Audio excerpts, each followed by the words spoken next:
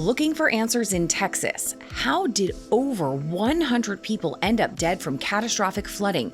Were emergency alerts enough? Plus, dinner date, what President Trump and Israeli Prime Minister Benjamin Netanyahu discussed in a White House dining room Monday evening. And billionaire bash, Bezos, Zuckerberg, Cook, Gates, and more gather for the annual Sun Valley Conference in Idaho, and AI tops the list for discussion. Those stories and more today, Tuesday, July 8th. I'm Caitlin Becker, and this is the New York Postcast. Guess who's coming to dinner? Benjamin Netanyahu, and he brought quite the hostess gift. Bibi and President Trump dined together at the White House Monday night, and the Israeli Prime Minister kicked things off by announcing that he's nominated President Trump for the Nobel Peace Prize. He even presented him with the nominating letter. Before the food arrived, the leaders held an impromptu press conference where the president was asked about arming Ukraine after pausing the latest shipment of weapons to the country just last week. Here's what he said. We're going to send some more weapons. We have to. They have to be able to defend themselves. They're getting hit very hard now. They're getting hit very hard. We're going to have to send more weapons. Your defensive weapons, primarily. And of course, President Trump was also asked about the state of the war in Gaza and the peace plan he announced last week, a plan which Netanyahu has agreed to.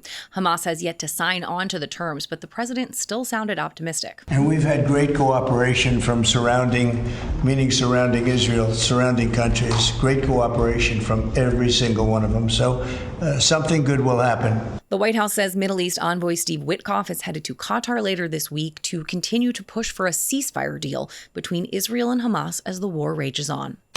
Over now to Texas, where a man armed with a rifle and tactical gear opened fire at U.S. border agents in McAllen as they walked to work Monday. Cops fired back at the shooter, killing him. None of the border agents were injured, but one of the officers from the McAllen Police Department was struck. He is in stable condition, according to Fox News. A car that authorities say belonged to the gunman was seen being removed from the vicinity by law enforcement. The words Cordis Dia were spray painted on the side. Now to an update on Jeffrey Epstein's infamous client list. The DOJ and the FBI have been working together on a probe into the Epstein case. That investigation has officially wrapped, and some surprising details emerged. There is a long-held rumor that the billionaire sex offender kept a kind of little black book of clients, high-profile people, politicians, celebrities, even royalty, and that Epstein used this list to keep those individuals under his thumb. The feds, however, say they found no credible evidence that any such list ever existed, let alone was being used for blackmail. The memo, first reported by Axios, also shut down another big conspiracy theory, confirming that Epstein did in fact commit suicide in jail and was not murdered in some sort of hit/cover-up. The release of this memo seems to really fly in the face of President Trump's vow to release all the records from this case, a move that was also promised by Attorney General Pam Bondi.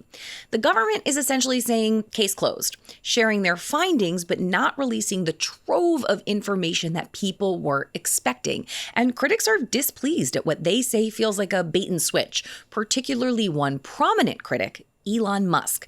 Musk called BS on the assertion that there was never a list or any kind of blackmail, posting on X prolifically on this topic, but in one specific instance, quote, "Then what is Ghislaine Maxwell in prison for? Stuff like this does not improve people's faith in government." Now to our big story, the Texas flood and what did and didn't happen to warn the poor souls in the path of the rising waters. More than 100 are dead, and as the search for those still missing continues, the finger-pointing and hand-wringing has already begun. Much of the early blame seems to be on the federal government. The question on everyone's mind: did these people even have a chance to get to safety? Did the warnings go out in time? The short answer right now on the federal level is yes. The National Weather Service did send out appropriate warnings. So here is how the cataclysmic night unfolded. On the morning of July 3rd, the National Weather Service issued a warning for the area, saying that there was the potential for flash flooding. They then issued a flood watch more than 12 hours before tragedy struck. And 3 hours before the flood, another warning. This one at a level that triggers wireless emergency alerts on mobile devices in the affected areas. At the local level, however, there are still serious questions about operations in places like Kerr County, where 27 campers and counselors at a Christian summer camp all perished. The camp was positioned in what locals call Flash Flood Alley, and officials there had discussed installing a flood warning system along the Guadalupe River as far back as 2017, but they decided that it simply would just be too expensive. The price tag on a similar system in a nearby county was $2 million. A former Kerr County commissioner who spoke to the Post admitted that such a system, quote, could have helped a lot of people. For more on all this, we're joined now by Post Texas reporter Jenny Tare. So, Jenny, how do these riverside warning systems work, and how might they have changed what happened? Right. So there are these pieces of technology called gauges that would be in the water in the Guadalupe River, and they would be placed close together so that they could not only predict a wall of water coming and predict it earlier than what these residents, what these tourists, what these people who were affected by this flood had. So it would also tell us, how fast this wall of water was moving, how quickly people needed to prepare, and so on. But we know that county officials are saying that they didn't have these mechanisms in place because of funding issues, that taxpayers didn't want to foot the bill for this.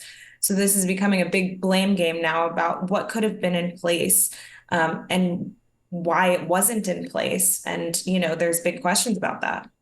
Big questions. And of course, hindsight always 2020. I want to talk about the search and rescue efforts. They're ongoing here. But in addition to that, the investigation phase has begun. So what are the kinds of questions that investigators are trying to get answers to now? Right. So they're looking into what the warnings were that happened in the day before this occurred, and then the day in the morning that it happened, the early morning hours, because there were meetings with officials in weather departments that were discussing these flash floods that they saw coming, but they didn't see necessarily the concentration that ended up happening, that the storm really hovered over Kerr County and really inundated that area with water, which then we know caused death and destruction. So they're looking into those alert systems that went into place following those meetings in the hours in the late night of July 3rd into the early morning of July 4th, which we know is when the flood took place in those early morning hours. And so had there been more warning systems in place, that's one of the questions. Not only were there the correct warnings at the time, but was there a need for more? This is an area with limited cell service. This is an area with limited internet service. Some people turn off the notifications on their phones for such alerts. Could they have had other forms of technology that would have alerted them to this? This is something that's being discussed, the NOAA radios that would have given a sound when something was happening, when they would have had a flash flood emergency warning. And that would have overrided, any kind of cell service issue or anything like that. And it also would have helped in the case of being indoors sleeping, because it sends a pretty loud signal. Even alarms that I've heard about that could have been installed outdoors, outside of cabins or outside of these RV parks, some people may have slept through them. So this is what experts are telling me just about what could have been in place, what was in place, and where they're looking to kind of make changes. Now, you mentioned that the blame game has really started already. And you also mentioned, of course, that some of these mechanisms, these safety mechanisms, are taxpayer funded. So, of course, there is a political conversation to have here. Democrats like Julian Castro and Chuck Schumer are asking for an inquiry into DOJ cuts and whether or not they impacted this tragedy. So what can you tell us about that? Is this just politics being politics, or is there something to this? Yeah, well, I've spoken with some experts in meteorology, in emergency management and preparedness, and they all say that this really is not about the National Weather Service and their response to this, which is what these DOJ cuts were. This is more about the local infrastructure that we're looking at now, and possibly just the fact that there are a lot of compounding elements here that made it really difficult to alert people. It was the fact that this was in the middle of the night when people were asleep in a rural area.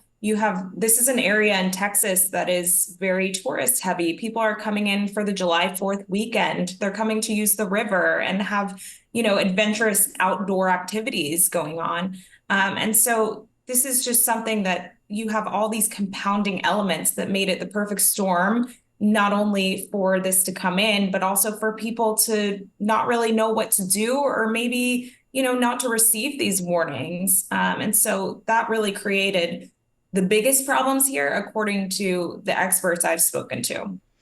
Now it just becomes a point of recovery moving forward and waiting to get answers to some of these questions for prevention looking ahead. Jenny Terr, thank you so much.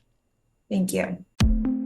America's elite are descending on the resort town of Sun Valley, Idaho for what the media has dubbed Billionaire Summer Camp. It's really called the Allen and Company Sun Valley Conference, but that's a boring title. So besides the general discussion of world domination, AI is sure to take a starring role among the likes of Jeff Bezos, Mark Zuckerberg, Tim Cook, and Treasury Secretary Scott Bessent. Peons like me and the rest of the media are mostly kept far away from the proceedings. So while some really big deals come from this event, think Bezos buying the Washington Post or Disney merging with ABC back in 1996, we really don't know what goes on in the room where it happens. And when the rich folks come to town, the prices soar. The nearby airport expects to see 175 planes landing today. It's usually 10. Increased landing fees have really irked local pilots in the past. Those costs skyrocket, just like the bar tabs at nearby hotels, where a bottle of Cristal champagne will set you back $650 while the wealthy and their staffers are in town. I'm guessing, though, that the staff probably doesn't get to sip the good stuff. And finally today, in it to win it, no matter what. A man taking part in a High Rocks event in Sydney, Australia, was caught on camera finishing the race even after his girlfriend collapsed and was being treated by paramedics. What the heck is a High Rocks event, you ask? Well, it's a really intense fitness competition.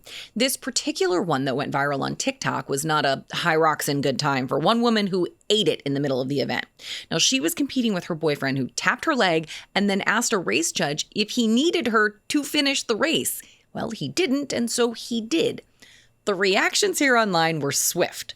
Quote, "I hope that's her ex now," posted one commenter. Another, "Every thought I've had about the people who go to High Rocks confirmed." Now, one poster, claiming to be the woman who actually passed out, said that the first two questions she had for her beau when she came to were, "Did you finish it for us? And what time did we get?"